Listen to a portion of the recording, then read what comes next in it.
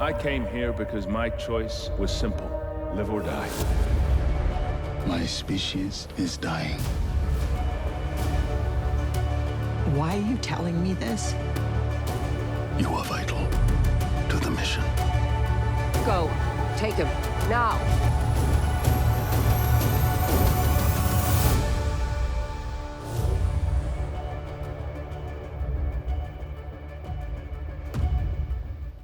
It's The Last Stand.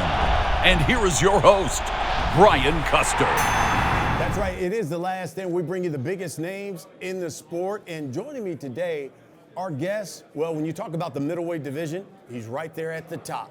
He is the WBC middleweight champion of the world, the unbeaten future of boxing, Jermall Charlo. How are we doing, champ? I'm doing good. Yeah? It's good to see you, and you know how the boxing media works, right? Yeah. So they'll say, Maul, there was so much smoke and so much talk around Canelo. Right. So much smoke, so much talk around David Benavidez. Right.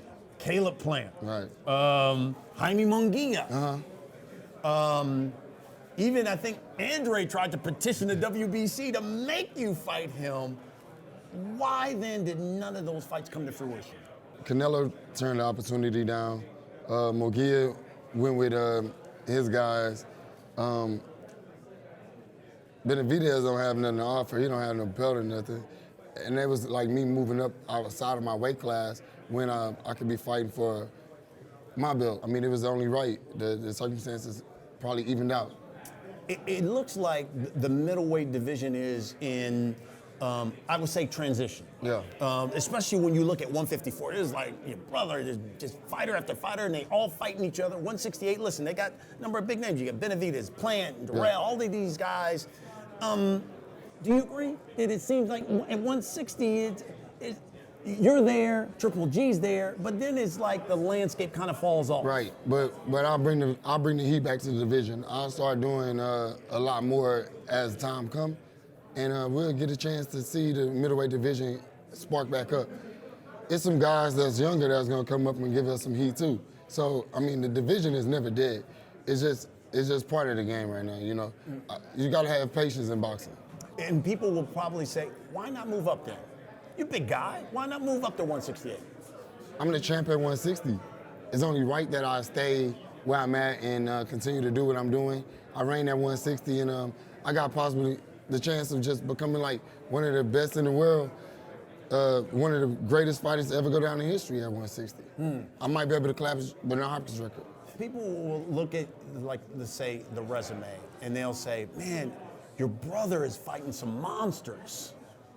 Maul, why are you not getting this opportunity to fight some of these big name people? Do you feel like your physical prime is being, let's say, wasted? Nah. Because not getting these big type of fights. 32 fights, 22 knockouts. It's not too much damage done. Like I said, I'm at 160. I'm the champ at 160. I'm reigning at 160. Come fight me. It's not me trying to reach out and get a fight for someone who, my brother has a hot division.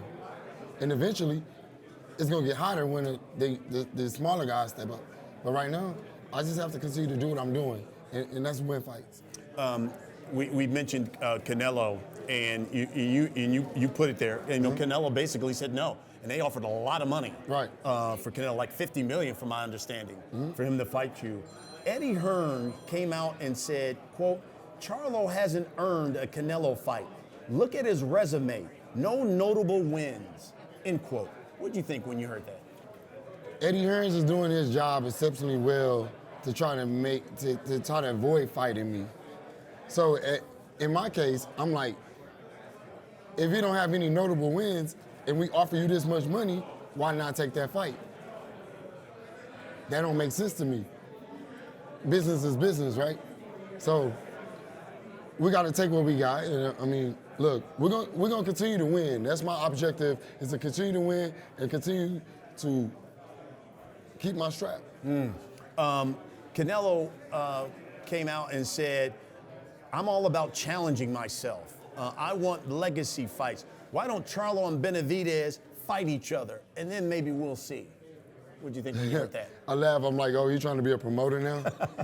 he trying to be a promoter? Why you won't fight me? Why you want somebody else to fight me? Why you won't fight me? I'm 32, you 32. I mean, I was at 154, Canelo was at 154. I had a belt, he had a belt. He didn't fight me. I moved up to 60 when he was at 60. He moved up. What I got to do, keep chasing him with my legacy? It is what it is. I'm going to just keep winning. A number of people had talked about the Benavidez thing. You guys saw each other at the Errol Spence. What happened there, man? I was walking to my city. His dad grabbed my arm, Charlo, this and that. Let's make the fight. I'm like, hey, don't touch me. You know, the crowd gonna get kind of crazy, instigate things. Then Benavidez got up and started talking crowd like, man, sit down, dude. You ain't nobody. Like you're not gonna do nothing, you know? Obviously, you ain't gonna do nothing. You don't really want to fight me. He probably realized how big I was, how fresh I was. Freshest boxer in the world. Come on, come fight me. Have you given up, let's say, the pursuit of Canelo, considering he said, look, I want a rematch with Bivol, and then I'd still definitely want that third fight with Triple G? I wonder if they would give me a chance to fight Golovkin, and I beat Golovkin, then would Canelo try to fight me? I take that fight away while he go chase Bivol. While you chase Bivol, let me give Golovkin the tune-up. I'll be the B-side. That'd be great, because that's a unification fight. He want to try to be a promoter. Let's make a semifinals. I love it. Has that been something that you've talked to your team about? Yeah, I spoke with my team about it, but I don't really get an answer back. I don't really pick my fights. I'm not really like into that. You tell me who I fight, I'm gonna fight him. Yeah. As long as it makes sense to you guys, I know my team is the best. They're gonna make sure that Jermall Charlo is the best Jermall Charlo that he can be. Hey, what's up, everybody? I'm Brian Custer. I want to talk to you about our partner, Athletic Greens. I started taking Athletic Greens because, quite simply, I wanted more energy, more focus, doing this podcast, doing SportsCenter, hosting Showtime Championship Boxing, and, of course, for my workouts. And I got to tell you, I simply love it. Athletic Greens doesn't taste like one of those super healthy drinks. It has a mild tropical taste I'm sure that you're going to enjoy each morning. So what is it? Well, with one delicious scoop of Athletic Greens, what you're getting is you're absorbing 75 high-quality minerals, vitamins, whole-sourced superfoods, probiotics, adaptogens to really help start your day right. It contains less than 1 gram of sugar. There are no GMOs, no nasty chemicals or artificial anything, while it still tastes good. And it supports better sleep quality. It's going to give you better recovery, and it's also going to support your mental clarity while also alertness. AG1 is a small micro habit with big benefits. In essence, it's one thing you can do every single day to take care of yourself. And it's lifestyle friendly. So whether you're keto, whether you're paleo, vegan, dairy-free, or even gluten-free, and it costs you less than $3 a day. So really, you're investing in your health, especially if you have one of those habits where you got to buy a brew every day. And additionally, for every purchase, they donate to organizations helping to get nutritious food to kids in need, including No Kid Hungry here in the U.S. In fact, in 2020, Athletic Greens donated over $1.2 million in meals to kids. Right now, I'm telling you, it is the perfect time to reclaim your health, your immune system with a really convenient daily nutrition. And it is something that I'm telling you that is going to supplement you and look out for your health. So you know what? We're going to make it easy. Athletic Greens is going to give you a free 1-year supply of immune-supporting vitamin D and 5 of these travel packs with your first purchase. And all you've got to do is visit athleticgreens.com/laststand. Again, it's athleticgreens.com/laststand. It is time to take ownership of your health and pick up the ultimate daily nutritional insurance, Athletic Greens. What do you think about your brother's career, man? It's been something. I mean, my brother's a legend. Yeah. My brother's a legend. We've made history already. I mean, he fought for, he unified the division. I mean, the thing is, he stayed at 54 for so long that he had enough time to, like, you know, gain ground at 54. Now he's taking over the land. And, you know, you got to call a king when you see one. Yeah, yeah. You talk about being a lion. He's certainly been sure. that. Do you see him staying there for a while? Considering you I seem feel like, set I at mean, 160. I'm at 60. Maybe we can become the twins that both move up in weight classes, and maybe we can reign and hold the belt simultaneously at 160. Like you did at 154. Like we did at 154. Making history twice. And you've got to feel a sense of pride considering what he has accomplished at any, and it's just human nature. At any point did you look at his rise and say, damn, I want some of those legacy kind of fights too? I've always been motivated by my brother. So no matter what, I've always looked at it like that's where we're supposed to be at, you know? And the great thing about it is the better he do, the better I look. The better I do, the better he look. We share the same womb. It's our nature to be great. And as long as he's great, I'm great. Yeah. As long as I keep winning, he winning. Also, a question about your brother. What did you think when Bud Crawford came out and said, quote, I'm going straight to the Spence fight, and then after that, I'm going to fuck up Charlo? He's too small. My brother a dangerous fighter. And I told Bud to himself, hey, fall back. They all talk that until they really get in there and do that. Bud got a lot more to worry about than Jermell. I mean, you got to start. You can't just jump up in the tree. You got to start slowly. So if so, let's see what he do. You know, if so, I'm pretty sure my brother entertained the fact Bud Crawford want to fight him, but it is what it is. Yeah. And you said you told him that, so you had him face to face. Oh yeah, no, we spoke on social media. Oh, okay. We spoke in person. I got you. Bud respects me a lot. Yeah. And Bud got a lot of respect for my brother, but sometimes he let the fans get to his head, and that's because he didn't get the best side of the contract when it came to his career. Yeah, I got it. Maul, look, you've done this a number of times. You know, we always let people submit questions through social media, so we got some for you. So let's get right to these questions. We'll start on Twitter. Untouchable says, hey, what happened with Munguia, and why haven't you pushed harder for the Triple G fight? Nothing really happened with Munguia. I just never got a chance to deliver that contract, and he never got a chance to deliver his to me, so we never signed for a fight. It wasn't really much talk about Munguia. Triple G, on the other hand, he was been at 60. He was the monster at 60. I guess he's trying to move up to 68 to fight Canelo. I'm getting overlooked right now in the division. It's not me, y'all. Artman on Twitter asks, why aren't you fighting at 168 by now? Are you trying to unify? I'm the 160-pound champion. Where the other belts at? I want all the belts in the division like my brother. I want to be able to unify and become, one of the best middleweights that go down in history. Ted on Twitter asks, what is holding you back when it comes to Charlo versus Benavidez from this fight happening? Who's at fault? No one at fault. We both have the same handlers. It's just, when it makes sense, it'll happen. Fans, be patient. I want the fight, so the fight gonna happen. Interesting. Bad Guy on Twitter asks, back in November, Andre petitioned the WBC to make him your mandatory. What do you think about Andre trying to force a fight with you to unify? Did your side to attempt to accept that petition? We accepted it. What happened to Andre? What happened to Demetrius Andre? He left our division, right? Yeah, he moved up. Yeah, he threw away his belt. Dude has no pride.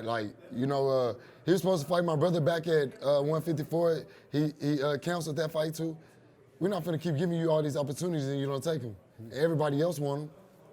Interesting. So you had said, hey, look, if you want to fight me, let's anybody. get it. Yeah. I'll fight anybody. I'm a fighter. I'm a fighter at heart. So as long as it makes sense. He's going through management trouble or something. I'm not into all that. And getting ready to leave the zone, I think. I don't know what's up with him. Whoever's handling his career needs their ass whooped. Okay. Eric G from Twitter says, do you get irritated by the trolls on boxing Twitter? Nah, it makes boxing great, you know. Either they hate you, they love you. It's more love than it is hate. I mean, like I said, the hate just get hurt. Last one here from Twitter says, what do you think when Canelo says you have nothing to offer him? Canelo saying that I got nothing to offer him. I got a couple fans that want to see the fight, you know. The world want to see it. I mean, he just lost to Bivol. You want to tune up? You want to tune up? You know? What's up?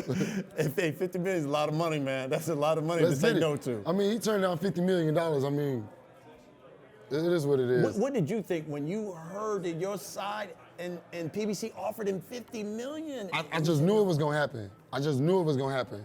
I'm like, yes, we're going to get that fight. I'm running around my mansion going crazy. Let's go. Let's go. He turned the fight down.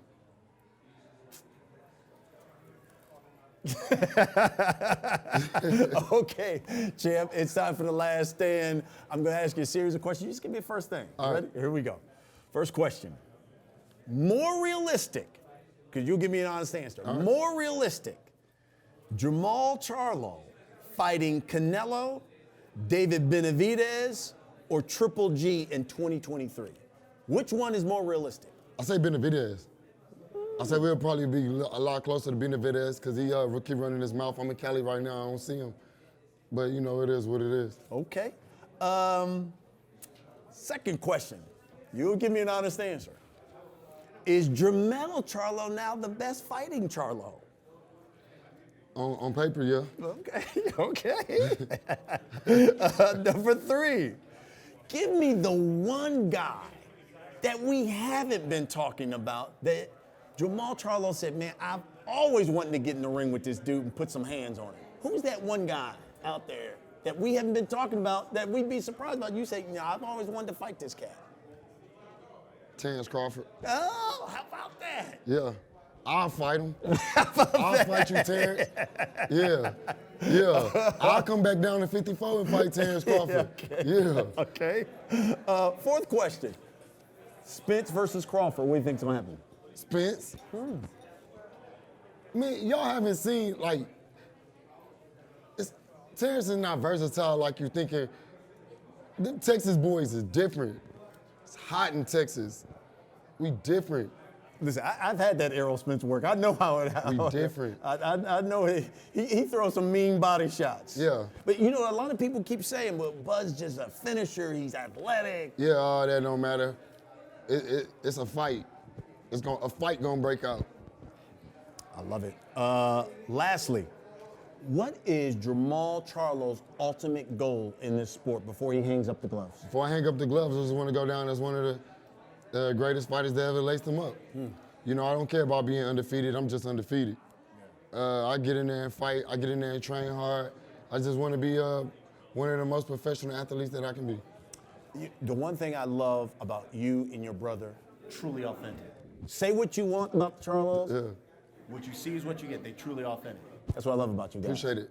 And without question, one of the best fighters in the landscape. He's the WBC middleweight champion of the world. The future of boxing is what he goes by, Jermall Charlo. Appreciate you as always. Thanks for watching, everybody. We'll see you again next week. I came here because my choice was simple: live or die.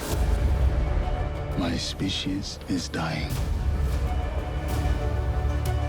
Why are you telling me this? You are vital to the mission. Go. Take him. Now.